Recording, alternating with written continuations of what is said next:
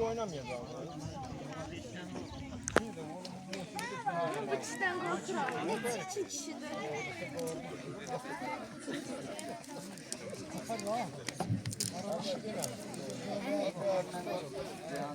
Gel buraya.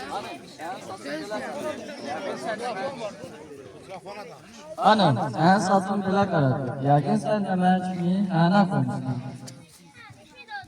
Hey, başına vermeyip ki hana koyun. Kocalmayıp ki hana koysun. Laf nahaq, hənadan da söz açdım. Şair gözəl deyil.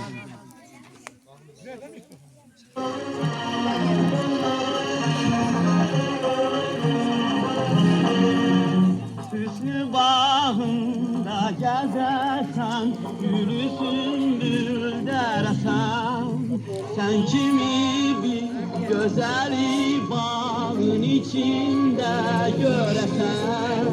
Baxasan yanarıma, baxasan özüm bulan.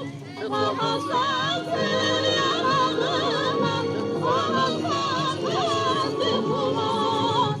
Niyəsən heç biləyirsən, olamam sən öləsən. Koca kaftar sana 15 yaş olan kız gərək.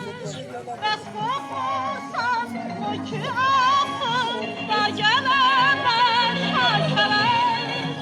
Sənə 100 yaşlı duramam, yanımdan ayrıyadək. Sənə 100 yaşlı duramam, yanımdan ayrıyadək.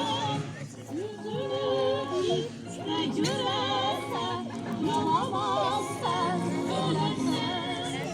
Görürəm ki, mənə sən çox yedirsən gözünü. Qorxuram ki, sən axırda itirərsən özünü. İstəyirsən bir sözümdən, deyərəm laf düzünü. İstəyirsən bir sözümdən, deyərəm laf düzünü. Sən kimi bir qocaya qız yaramaz sən ölərsən. Mən kimi bir qocaya